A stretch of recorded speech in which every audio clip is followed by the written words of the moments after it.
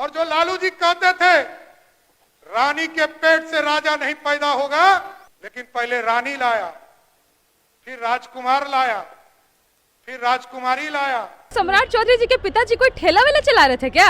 क्या करते थे? केला बेचते थे? इस तरह की भाषा इस्तेमाल करने की तरह से ऐसा कहना हुआ कि मेरे पिताजी ही नहीं है। अरे ये बउआ है, ये बउआ को जो लिख पढ़ कर दे देता है कि बचवा आके वही पढ़ देता है। बिहार में सबसे ज्यादा आज भी सबसे बड़ी पार्टी हम हैं, ये बात उनको पता होगा। तो एक बउआ इतना बड़ा पार्टी बना ले रहा है विथ डेटा फैक्ट्स फिगर्स, 20 साल 25 साल क्या हुआ, हम 17 महीने में क्या किए, सब कुछ तेजस्वी जी पटल पर रखे हैं।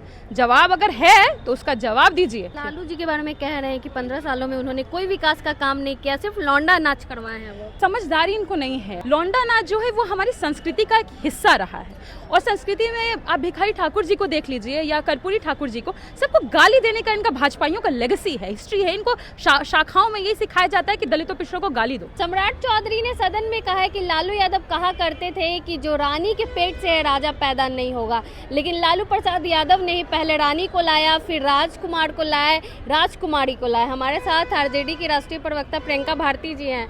सम्राट चौधरी के बयान को कैसे देखती है मैम? आपका सबसे पहले सवाल का पहला शब्द ही था सम्राट चौधरी। बोल कौन रहे हैं?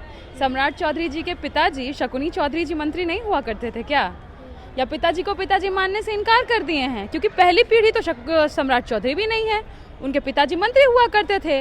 तो इस तरह की भाषा इस्तेमाल करने की तरह से ऐसा कहना हुआ कि मेरे पिताजी ही नहीं है।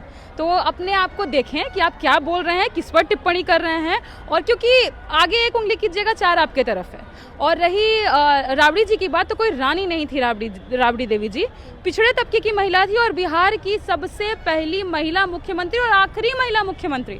उसके बाद पिछले 20 सालों से किसी ने कोई महिला मुख्यमंत्री देखी बिहार में? इस सवाल पे तो नीतीश जी का मुंह सिल जाएगा, कोई पूछेगा तो कुछ नहीं बोल पाएंगे। तो हमारा यही कहना है कि राबड़ी देवी जी पिछड़े तबके की मजबूत महिला थी, और इस सरप्लस बजट की भी बात करें, राज्य में विश्वविद्यालय देने की बात करें, उनसे बेहतरीन परफॉर्मेंस किसी का नहीं रहा। लालू जी ने खुद कहा कि हम कैसे फाइनेंशियल चीज़ों को मैनेज कैसे करते हैं, ये मैं राबड़ी जी से सीखता हूँ। तो मैं यही कहूँगी कि इस तरह की बातें टीका टिप्पणी करने से बचिए। सदन में तो तेजस्वी जी पूरा लिस्ट गिनवा दिए ना, कैबिनेट का ऊपर से नीचे का जितना मंत्री हो सारे के सारे किसी ना किसी के बेटे कोई ना कोई रिलेशनशिप में है ही।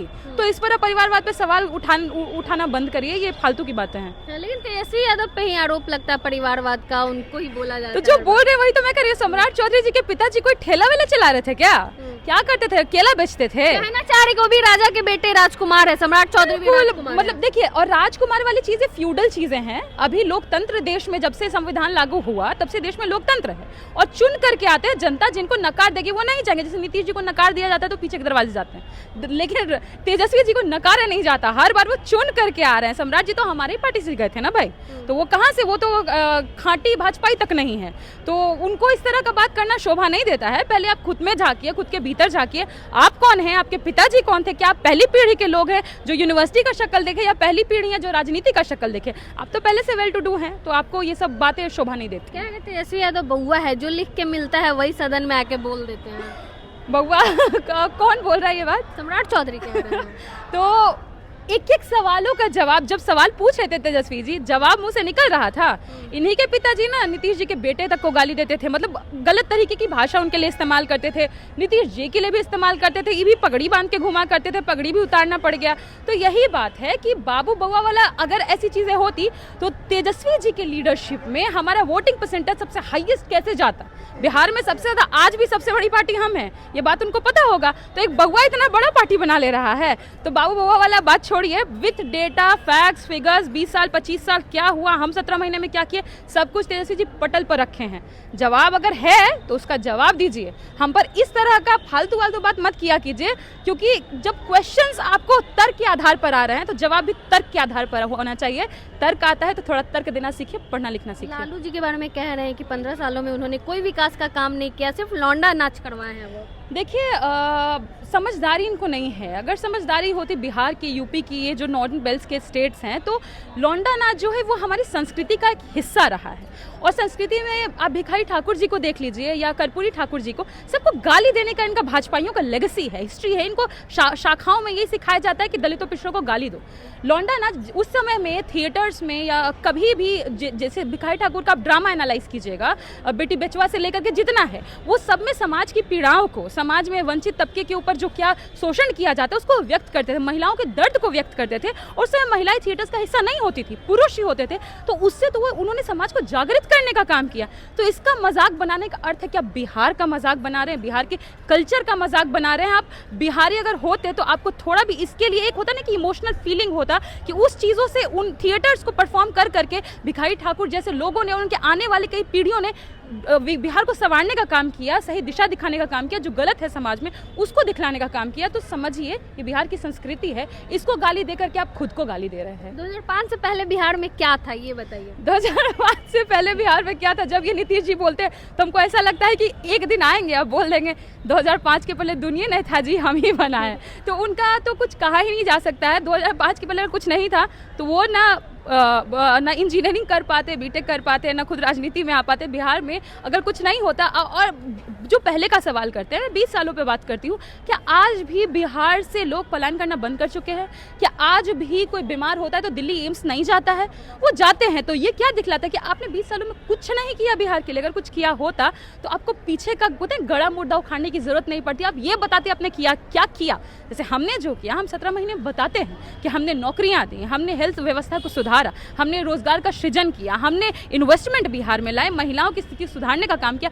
आपने कुछ किया ही नहीं तो आप बताइएगा क्या? आप लोगों को डराइएगा कि देखिए पर लोग भी जानते हैं कि वो जो शासनकाल था वो दलितों, पिछड़ों का, वंचितों का शासनकाल था। वो वापस चाहते हैं। हम खुद भी उस एरा को वापस चाहते हैं जो हमारे लिए गोल्डन पीरियड था। सदन में तेजस्वी यादव ने कहा कि लालू यादव को चारा चोर कहते हैं, जगन्नाथ मिश्रा को नहीं कहते। क्या अगड़ी जाति के होने के कारण उनको नहीं कहा जाता है? देखिए यही कहते हैं ना कि अगर दलित, पिछड़ा तबके का, आदिवासी तबके का व्यक्ति नाखून भी काट दे तो कहेंगे कि गला काट दिया। इस तरीके का है। और हमेशा से उनको डिमोनाइज करने की, डिह्यूमनाइज करने की, उसको दानव बताने की एक प्रवृत्ति रही है कि समाज में कुछ भी गलत कृत्य होगा तो उसमें वो इन्वॉल्व है, ऐसा दिखाया दर्शाया जाता है। तो इसीलिए इसमें तो काफ़ी लोग, सिर्फ काफ़ी लोग इसमें इन्वॉल्व थे। और लालू जी तो केस जीत चुके हैं। ये तो कहीं नहीं बताया जाता कि डिस्प्रोपोर्शनेट असेट मतलब कि आय से ज़्यादा संपत्ति मिला ही नहीं, उसका केस हम जीत चुके हैं। तो चोरी क्या किए हैं? जब संपत्ति हमारे पास है ये नहीं है तो हम चुराए किसका क्या है? बताते हैं हम क्या चुराए हैं। हम चुराए हैं अपने लोगों का हिस्सा, और वो हम छीने हैं आपसे। वो चुराए हम छीने हैं। जो अधिकार पिछड़ों वंचितों को नहीं मिलता था हमने उनको देने का काम किया। और इसी चलते मतलब मेरा बस यही सवाल पे कहना होता है कि चारा खाए मिश्रा और जेल जाए पिछड़ा, ये प्रवृत्ति बनी रही है, उसको बदलना पड़ेगा। और वो बदलेगा तभी जब बहुजन तबके के लोग वोकल होंगे अपने राइट्स को लेकर के, और किस तरीके से कास्ट बेस्ड उनके साथ शोषण होता है उस चीज़ को समझेंगे। यूनिवर्सिटी में आज भी भेदभाव बंद हो गया है क्या? कहीं भी जाइए, पीएचडी में एडमिशन लेना है, भेदभाव बंद हो गया। प्रोफेसर कहीं भी दलित पिछड़ा है निकाल दिया जा रहा है, ऐसे ही उसको अंदर एंट्री नहीं मिल रही है। तो बंद नहीं हुई है वो सारी चीज़ें। बस यही है कि आपको हिंदू एकीकरण के नाम पर में वो आपको उसको साइड किया जा रहा है। जबकि अब देखिएगा तो हमारा कट ऑफ हाई जा रहा है, ईडब्ल्यूएस का कट ऑफ कहाँ जा रहा है, पर वहाँ ना मेरिट आएगा ना चोरी आएगा। सारा चोरी का जिम्मा दलित पिछड़ा लेगा और मलाई चापेंगे वो लोग। तो सीधी बात है कि वो लालू जी को गाली देने का काम इसीलिए करते हैं क्योंकि उनको पता है कि दलितों, पिछड़ों का अगर कोई मसीहा रहा है इस देश में, लालू प्रसाद। कुछ दिनों पहले एक पोस्टर भी पटना में लगी थी जिसमें लालू यादव को जानवर की तरह दर्शाया गया था चारा खाते हुए। बिल्कुल, देखिए हम कहें ना कि इनका आदत है डिह्यूमनाइज करना, कि इनके लिए दलित जानवर पिछड़ा है, जानवर ही है। दलित पिछड़ा जो भी है वो इनके लिए जानवर होता है। वो जानवर समान ही उसको समझते हैं, जानवर समान देखते हैं, जानवर समान ट्रीट करते हैं, तब ना उसको ना बराबर बैठने देते हैं। बराबर किसको? इंसान को बैठने दिया जाएगा ना? जानवर नीचे मान लीजिए उसको भी ऐसा नहीं कि सम्मान नहीं देते हैं, पर आप दलित पिछड़ों को बराबर बैठने नहीं देते तो आप उसको जानवर की तरह ही ट्रीट करते हैं। तो आपके लिए दलित पिछड़ा जानवर ही है, तो उसको आप चारा खाते ही दिखाइएगा क्योंकि वो पिछड़ा का बेटा है। अगर वो मिश्रा का बेटा होता तो ये दृश्य आपको देखने को नहीं मिलता। वो पिछड़ा का बेटा है, बस इसीलिए आपको ऐसे तस्वीर नजर आएंगे। वरना देश में कैसा चोरी नहीं हुआ, चंदा चोरी नहीं हुआ, कि कफन चोरी नहीं हुआ, कि क्या नहीं चोरी हुआ है। तो शौचालय तक में घोटाला हुआ है, तो बालिका गृह कांड सब देख के बैठे हुए हैं। पर आप चोर दिखाइएगा किसको? सिर्फ लालू प्रसाद यादव को, क्योंकि उनके उपनाम में यादव है। कोई मिश्रा, दुबे, चौबे, त्रिपाठी, वर्मा, शर्मा नहीं है। बस इतना ही। बहुत बहुत धन्यवाद। हमारे साथ राजद की राष्ट्रीय प्रवक्ता प्रियंका भारती जी थे। आपने सुना सम्राट चौधरी को लेकर इन्होंने क्या कुछ कहा। बाकी आप अपनी राय कमेंट बॉक्स में जरूर दें। धन्यवाद।